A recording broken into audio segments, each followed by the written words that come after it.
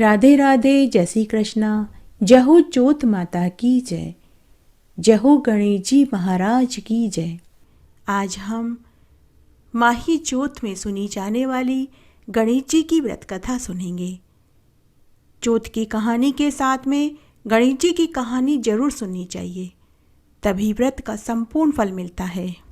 कहानी सुनने से पहले हमें बोलना चाहिए, सोना की सी चौकी, मोतियों का हार, गणेश जी भगवान मेरे जीव का आधार। यह 5 बार बोलना चाहिए। उसके बाद कहानी सुननी चाहिए। जय हो गणेश जी भगवान की। तिलकुटा गणेश चौथ की व्रत कथा। एक बार एक गांव में देवरानी जिठानी रहती थी। जिठानी बहुत पैसे वाली थी, जबकि देवरानी बहुत गरीब थी।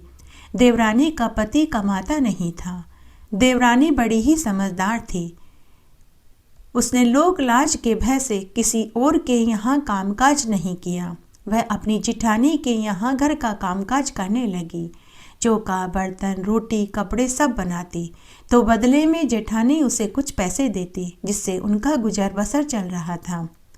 देवरानी रोज अपनी जिठानी के यहाँ आटा भी छानती थी, और जिस कपड़े से वह आटा छानती थी उसे वह घर ले आती थी, और उस आटे छानने के कपड़े को पानी में घोलकर आटे के चूरन का पानी अपने पति और बच्चों को पिला देती थी।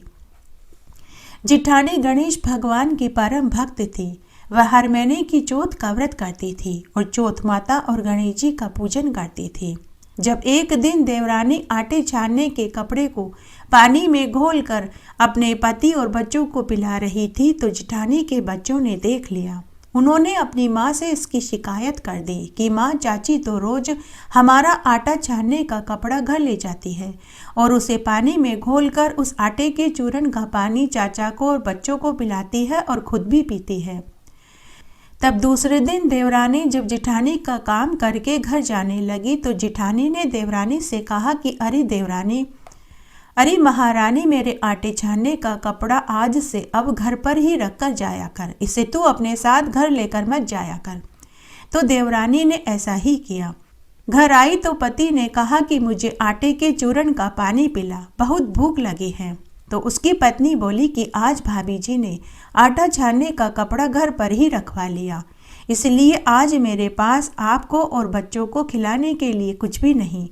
उसके पति ने भूखों मरते गुस्से में आकर अपनी पत्नी को लकड़ी से खूब मारा। किस्मत से उस दिन उसका माही गणेश चौथ का व्रत था, तो न तो वह गणेश जी के और न ही चौथ माता के भोग लगा पाई। वह गणेश भगवान और चौथ माता को स्मरण करके अपने बच्चों के साथ भूखी ही सो गई। अर्धरात्रि को गणेश भगवान देवरानी के घर आए और बोले कि आज तो तिलकुटा चौथ था, न तो तूने मेरे भोग लगाया और न ही तूने भोजन खाया। तू अपने पति और बच्चों के साथ क्यों भूखी सो रही है? तो देवरानी ने भगवान गणेश को पूरी सच्चाई बता दी। तब गणेश भगवान बोले कि पुत्री, आज तिल चौथ थी। सभी लोगों ने मुझे तिल चौथ पर खूब चूरमे के लड्डू बना कर के खिलाए और मैं खूब तिल के व्यंजन खाकर आ रहा हूँ, तो मुझे निमटने जाना है, तो मैं कहाँ निमटूं? देवरानी पहले से ही भूखी थी। पति ने डंडे से उसे खूब मारा था, तो उसके शरीर और हाथ पैरों में दर्द हो रहा था।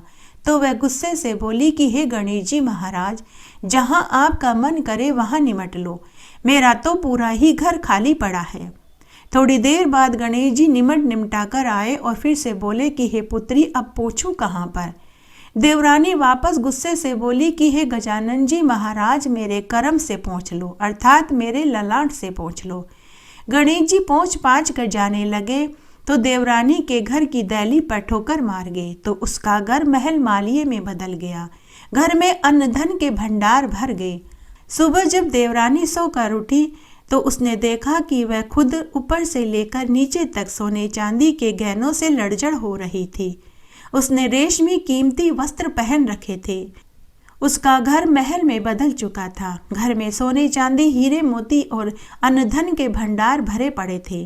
धन को बटोरते बटोरते उसे सुबह से दोपहर हो गई, तो वह जिठानी के यहाँ चौका, बर्तन, रोटी आदि करने के लिए नहीं गई। तब जिठानी ने अपने बच्चों को चाची के देखने के लिए भेजा कि देख कर के आओ कि आज तुम्हारी चाची काम पर क्यों नहीं आई। बच्चे जब चाची के घर देखने आए तो उन्होंने देखा चाची का घर सुंदर महल में बदल चुका था। घर में अनधन के भंडार भरे पड़े थे और चाची भी ऊपर से लेकर नीचे तक सोने चांदी के गहनों से मंडी पड़ी थी। बच्चे भी नए नए कपड़े पहन रखे थे और नए नए खिलौने से खेल रहे थे और चाचा भी हंस बोल रहे थे। बच्चों ने चाची से कहा कि चाची, माँ तुम्हें काम पर बुला रही है। चाची ने कहा कि बच्चों, अब तो मेरे भी खूब धन हो गया है, आज से मैं काम पर नहीं आऊंगी। बच्चे भागे भागे वापस अपने घर आए और अपनी माँ से बोले कि माँ, चाची तो बहुत अमीर हो गई है, उनका घर तो सुंदर महल में बदल चुका है। चाची तो ऊपर से लेकर नीचे तक सोने चांदी के गहनों से मंडी पड़ी है। बच्चे भी नए नए खिलौने से खेल रहे हैं और चाचा भी हंस बोल रहे हैं। जिठानी ने बच्चों की आधी अधूरी बात सुनी और बिना चप्पल के ही भागी भागी देवरानी के घर आई और पूछने लगी कि अरे देवरानी, तू एक ही रात्रि में इतनी अमीर पैसे वाली कैसे हो गई? देवरानी बड़ी ही सीधे मन की थी। उसने जिठानी को पूरी सच्चाई बता दी। जिठानी घर आई और उसने निश्चय किया कि अगले साल जब माघ मास की चौथ आएगी तो मैं भी ऐसा ही करूंगी। इस तरह साल भर बाद जब माही तिलकुटा चौथ आई तो जिठानी ने देवरानी की देखा देखी करी और चौथ का व्रत किया और उस दिन उसने भी भोजन नहीं बनाया। थोड़ी देर के बाद जब बच्चों और पति ने भोजन मांगा तो जिठानी ने अपने पति से कहा कि आज मेरा माही चौथ का व्रत है। पिछले साल जो देवरानी के साथ घटना घटित हुई वह अपने पति को सुनाने लगी और बोली कि आप मुझे भी डंडे से मारिए। पति ने कहा कि अरे तू बावली हुई है, तू क्यों मार खाना चाहती है? तू धन की ढाई हुई है, तुझे किस चीज की कमी है? तू क्यों देखा देखी करती है? वो बेचारी तो दुखी और निर्धन थी। वो तो चौथ माता और गणेश जी का व्रत करती थी। उसके ऊपर तो गणेश भगवान टूटे थे, इसलिए तू देखा देखी मत कर। लेकिन जिठानी पर अपने पति की बात का कोई असर नहीं हुआ। वह जिद करने लगी कि आप मुझे डंडे से मारिए। तो पति ने क्रोधित होकर कपड़े धोने के डंडे से अपनी पत्नी को 2 खींच के मारा। जिठानी भी रोती रोती भूखी ही सो गई। अर्धरात्रि में गणेश जी जिठानी के घर आए और बोले कि अरे ओ धन की भूखी, बता मैं कहाँ निमटने जाऊं? तो जिठानी बोली कि हे गणेश भगवान, मेरी देवरानी का तो बहुत छोटा सा मकान था, मेरा तो बहुत बड़ा मकान है, आप चाहे जहाँ निमट लीजिए। फिर थोड़ी देर बाद गणेश जी वापस आए और बोले कि बता पहुँचूं कहाँ पर?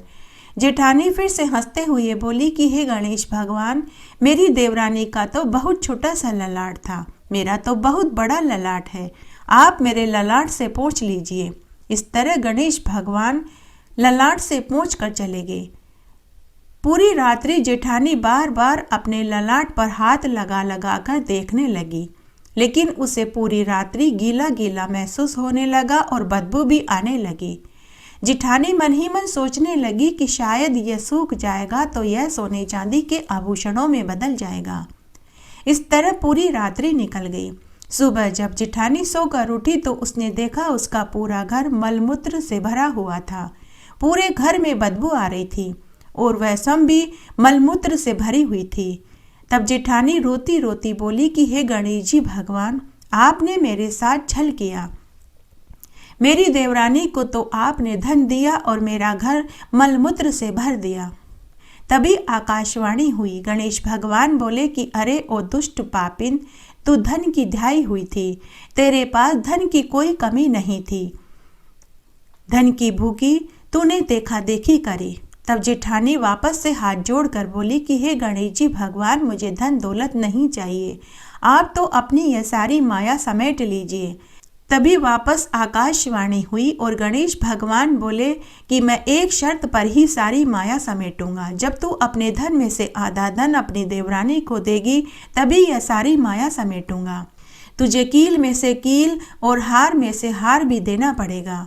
तब जिठानी ने धन में से आधा धन अपनी देवरानी को दे दिया, लेकिन उसके मन में लालच आ गया। उसके पास पुश्तैनी बेशकीमती 9 लड़का सोने का हार था। उसने वह हार आटे की चक्की के नीचे छिपा दिया।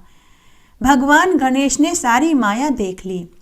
तब भगवान गणेश ने सारी माया तो समेट ली, लेकिन आटे की चक्की के नीचे एक विषैले सर्प को भेज दिया।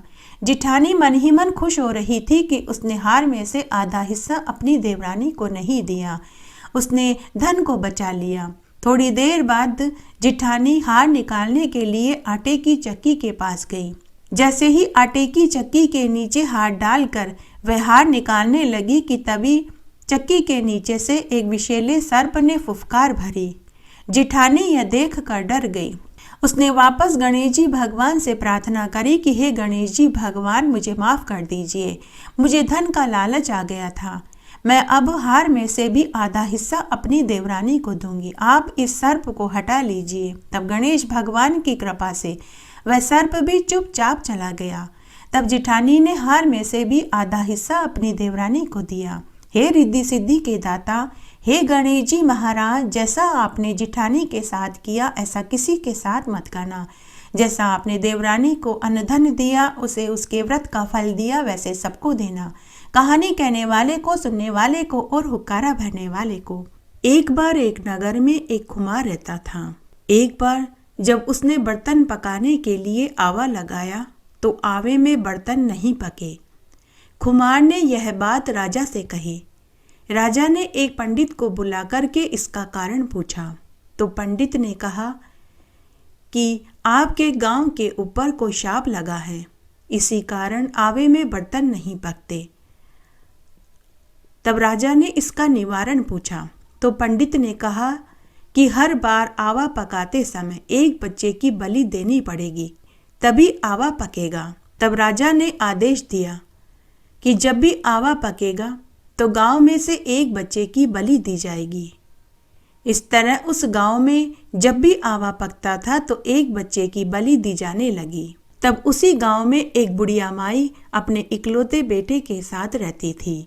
वह हर महीने की चौथ का व्रत पूरे विधि विधान से करती थी। तब जब उस बुढ़िया का माघ मास का तिलकुटा चौथ का व्रत था, उसी दिन उसके इकलौते पुत्र की बलि देने की बारी आ गई। बुढ़िया माई ने तिल चौथ माता की पूजा करी और व्रत रखा और चौथ माता से अपने पुत्र की रक्षा की गुहार लगाने लगी। उसके बाद बुढ़िया माई ने चौथ माता के गेहूं के आंखें अपने पुत्र को दिए और बोली कि बेटा, आवे में बैठने से पहले चौथ माता का नाम लेकर इन आंखों को पूर देना, चौथ माता तेरी रक्षा करेगी। तो बुढ़िया के बेटे ने ऐसा ही किया। बुढ़िया के बेटे ने आवे में बैठने से पहले चौथ माता के आंखें आवे में पूर दिए और वह आवे में बैठ गया। तभी एक आश्चर्यजनक घटना घटित हुई। पहले जो आवा पकने में कई दिन लग जाते थे, लेकिन अब की बार आवा एक ही दिन में पक गया और बुढ़िया का बेटा भी सकुशल आवे में से बाहर आ गया। साथ ही उस आवे में जितने भी बच्चों की बलि दी गई थी वे भी जीवित निकल आए। यह देखकर गांव वालों को और राजा को महान आश्चर्य हुआ। राजा ने बुढ़िया से पूछा कि अरे बुढ़िया माई, तू कोई जादूगरनी है या कोई टोने टोटके जानती है? बता, तेरा बेटा कैसे जीवित आवे में से बाहर निकल आया? तो बुढ़िया ने कहा कि महाराज, मैं न तो जादूगरनी हूँ और न ही कोई टोने टोटके जानती हूँ। यह सब कुछ तो मेरी चौथ माता की कृपा से हुआ है। फिर बुढ़िया माई ने सबको पूरी सच्चाई बताई। अब तो राजा के साथ पूरे गांव भर को भी चौथ माता की महिमा का पता चल चुका था। तब बुढ़िया माई और राजा के साथ गांव के सभी लोग चौथ माता का व्रत और पूजन करने लगे। जय हो चौथ माता की। इस तरह आज हमने माघ मास की गणेश चौथ व्रत में सुनी जाने वाली गणेश जी की कहानी सुनी। आशा करती हूँ आपको इस कहानी का सुनने का संपूर्ण फल प्राप्त होगा। मेरे साथ बने रहने के लिए आपका धन्यवाद। आगे आने वाली कथा कहानी के लिए भी आप इसी तरह मेरे साथ बने रहें। धन्यवाद।